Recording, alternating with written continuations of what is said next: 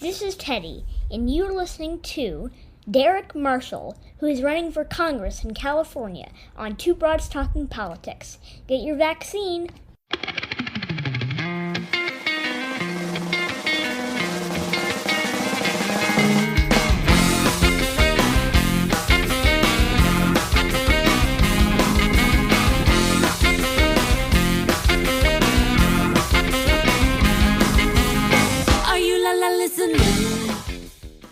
Hi everyone, I am Kelly. This is Two Broads Talking Politics, and I'm on today with Derek Marshall, who is running for Congress in the California 8th District in 2022. Hi, Derek. Hi, Kelly. Start us off with just a little bit about you, your background, and why you're running for Congress. Sure, absolutely. My name is Derek Marshall. I am an activist from Victorville, California. For those of you that don't know where Victorville is, it is, or the Victor Valley, it is a population cluster of about 400,000 people that finds itself in the high desert at around 3,000 altitude in between Los Angeles and Las Vegas on the I-15 corridor. Our city and our area is about 4 different major cities. It's Adelanto, Hesperia, Apple Valley, and Victorville. In the Victor Valley. And then our district is one of the largest in the country. It goes from Joshua Tree in the south all the way up to just south of Lake Tahoe. It includes some of the highest points in the United States. It includes some of the lowest points in the United States, Death Valley and Mount Whitney. In terms of me, I am originally from the East Coast. I like to say oftentimes when folks ask me that you can choose where you live, not necessarily where you're born. And I have become a desert person over the past 15 years. I started coming out here in the mid 2000s. I love the desert. Originally grew up in a small town outside of Boston. I like to say that my 20s, I worked alongside the United Nations. I was also the director of internationalization at kayak.com. As I exited my 20s, I found that I wanted to get back into what I had studied and into my real passion, which is organizing people, politics. And so my 30s, I'm 38 right now, has been all about organizing folks, getting folks registered to vote. And I've been a Southern California organizer for about a decade now.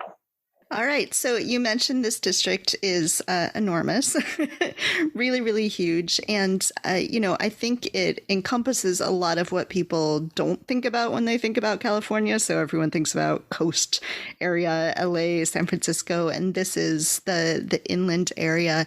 So what are the kinds of, there must be a lot, but what are the kinds of issues that really drive the people in this district? What are the things that they're concerned with on a day-to-day basis?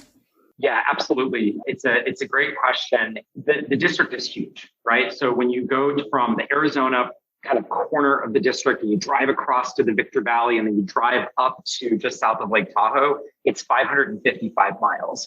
And so we have urban sections of the district. We have, Joshua Tree. We have indigenous tribal lands in the district. So we really have a myriad of different issues. In terms of the main population centers, so the Victor Valley, where I was talking before about the 400,000 people, the main issue is jobs. There are simply put, there are not enough jobs here in the high desert. The majority of people are either unemployed, underemployed, or are driving more than an hour and a half. What we say is down the hill. So down from 3,000 foot elevation through the Cajon Pass to sea level, and they're going to San Bernardino, they're driving to LA. And, I talked to some of my constituents, they have a 4-hour daily commute where they're driving from the high desert to LA. If traffic's bad, it could be 6 hours. So jobs is a huge one. And then after jobs, I think it's like everywhere.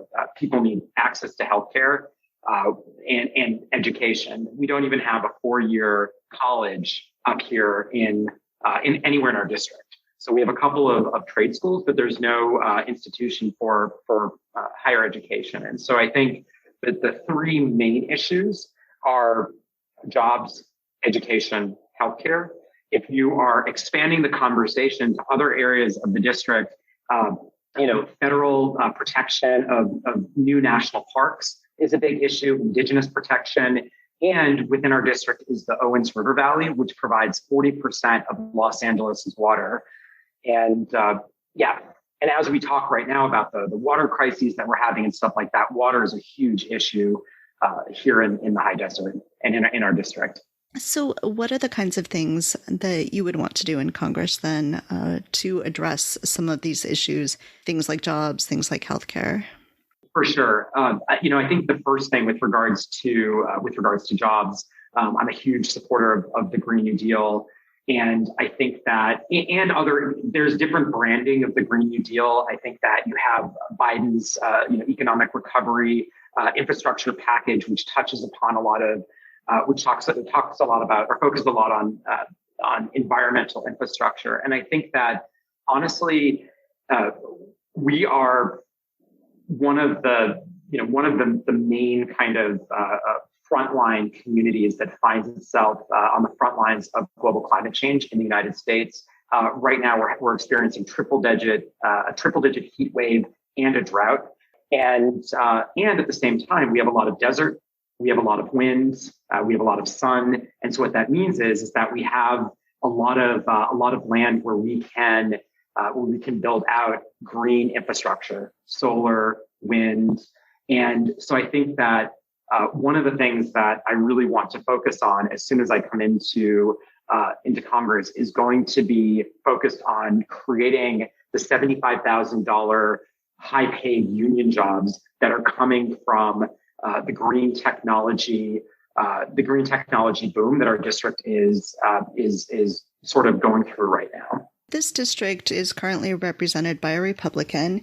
And in the 2020 election, in fact, so for people who don't remember, California has these jungle primaries where it's the top two finishers in the initial primary who go into the general election. So in 2020, it was actually Republican versus Republican in the general election. So what is the path to victory for you as a progressive Democrat to come in, excite people to vote, and flip this district? Yeah, absolutely. Again, it's a really, really great question. I think that when I talk about the district, and I talk about the district to donors, when I talk about the district with constituents, when I'm talking about the district with folks like yourself and media and different types of things, the one thing I like to talk about is I like to ground the campaign and what we're up to in terms of the demographics. Right here, I know that folks on the podcast are not going to be able to see, but right here behind me, I keep the demographics of the district always right behind me as a reminder of what we are what we're dealing with in terms of the numbers. The other thing I'm going to say before saying the other thing I'm going to say is that as an organizer, I often like to say that we make the polls in terms of looking at the different districts. So all that being said, when our campaign looks at the demographics, I would say that we have the numbers. So we as Democrats have the numbers to be able to win. But I think that what needs to happen in order for us to get those numbers out is that we need to have an emphasis on registering voters, and we need to have an emphasis on engaging voters. So unlike perhaps a district that has voted Republican many, many times over the past years that you might find in Nebraska, where the demographics might be heavily skewed to the white population, in our district, particularly because of the pandemic, because prices have gotten really expensive in LA County, we are experiencing a wave of migration from Los Angeles County. And that has actually made us a majority people of color, a majority minority district. And the breakdown is approximately 45% white, 45% Latino, and then it's 10% African American and indigenous. And so the numbers, I think, are there. It is just a matter of really having an aggressive voter registration program and really making sure that our people turn out. And to the first part, the part about voter registration, there's a lot of great data out there. There's a lot of great work that we can do. I think Stacey Abrams showed us in Georgia what is possible. And to the second point, voter engagement, I think that the way that we really get voters out is if we talk about issues that are very, very specific to them, the bread and butter issues about creating jobs, Medicare for all, and tuition-free college, as in addition to all the other issues that we have out here.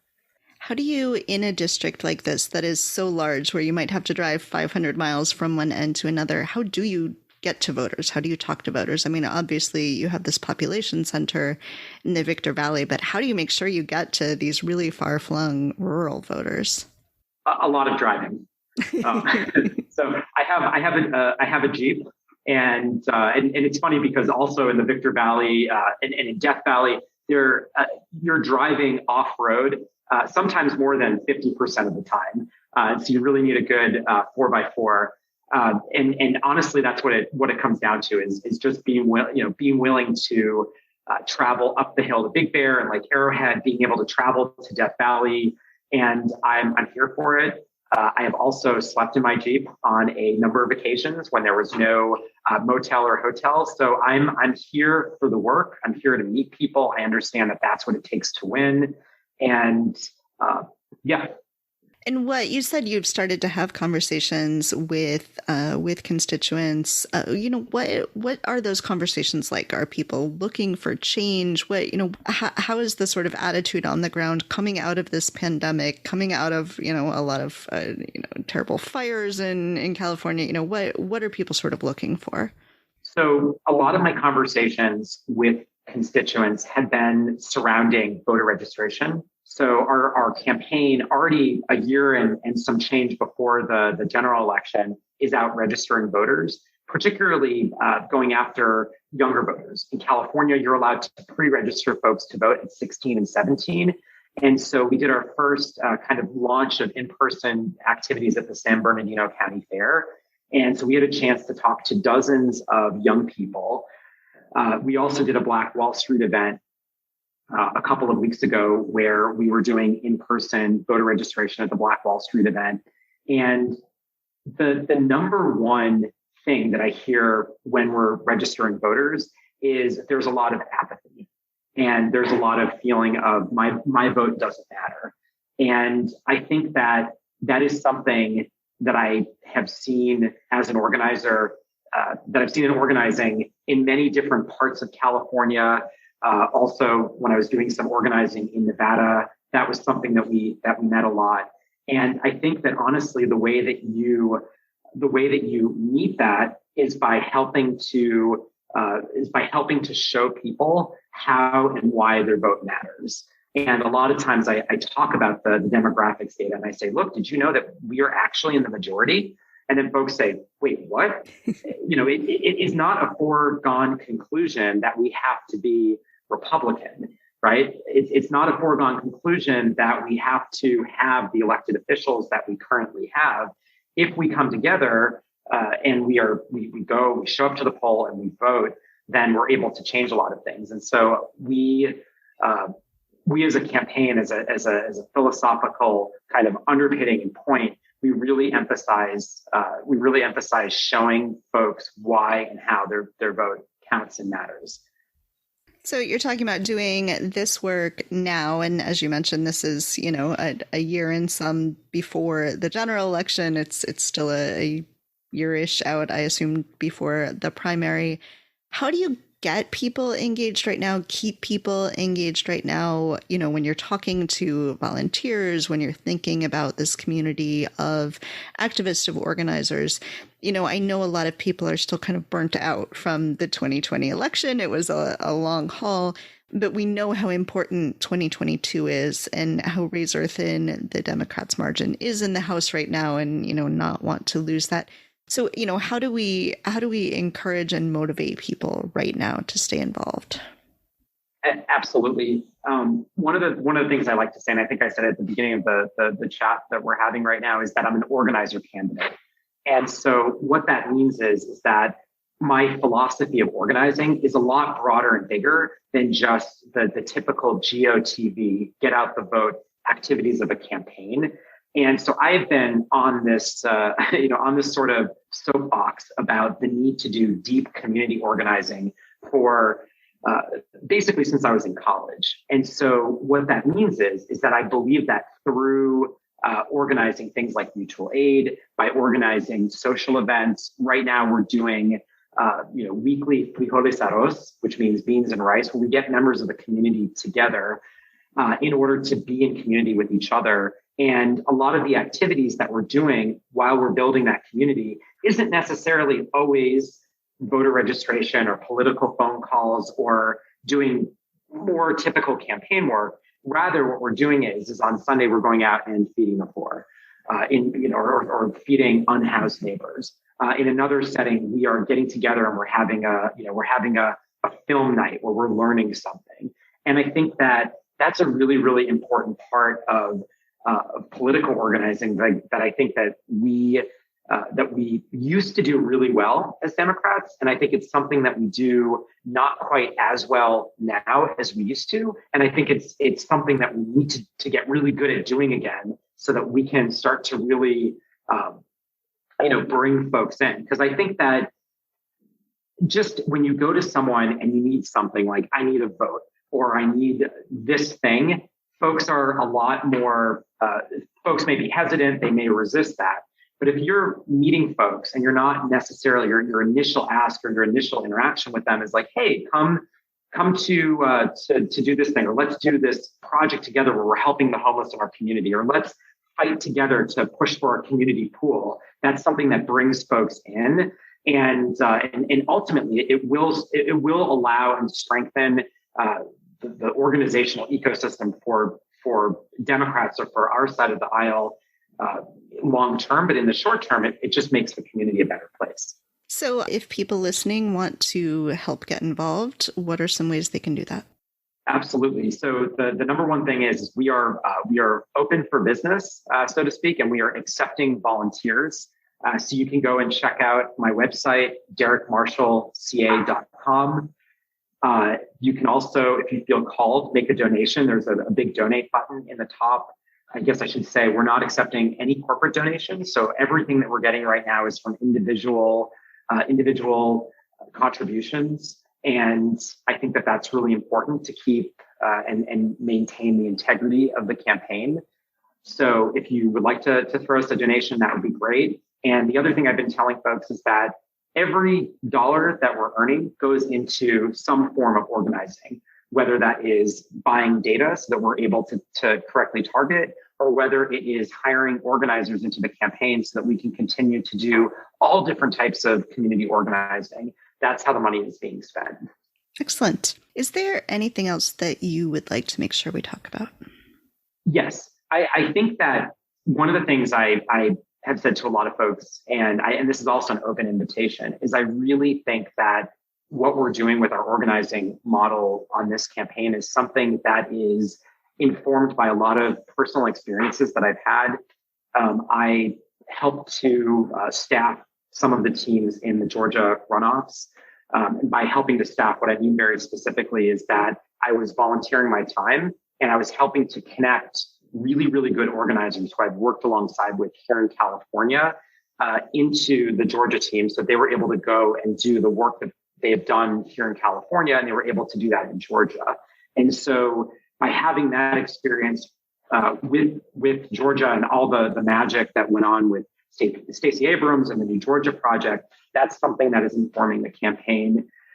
Also, some of the work that we have done on the, working on the presidential campaign and sort of in terms of some of the community organizing that we did there is something that's informing the campaign strategy towards organizing. And so really what I would like to do is put out a call to anyone that feels civic responsibility that we cannot let our guards down for 1 second with regards to organizing. We absolutely have to remain involved. I know that we keep on saying that every single cycle, but the stakes are really high right now, and we can't let our guard down. We have to continue the organizing work. And I think one of the great ways to continue that work is by really jumping onto different types of political campaigns that are really emphasizing community organizing. And by community organizing, I mean mutual aid organizing, as well as other types of hosting community events. I think that that's really important. And the next election cycle, the next set of elections and the midterms are right around the corner. Yeah. Yes, they are. So, excellent. Well, Derek, thank you so much for running for office, and thank you for speaking with me. And we will put up on our website links to your website and your social media so people can follow along and get involved. Awesome. Thank you so much, Kelly. I really appreciate it. All right. Thank you. Thank you for listening to Two Broads Talking Politics, part of the Dimcast Podcast Network. Our theme song is called Are You Listening off of the album Elephant Shaped Trees by the band Immunuri, and we're using it with permission of the band. Our logo and other original artwork is by Matthew Weflin and was created for use by this podcast. You can contact us at twobroadstalkingpolitics@gmail.com or on Twitter or Facebook at Two Broads Talk. You can find all of our episodes at twobroadstalkingpolitics.com or anywhere podcasts are found.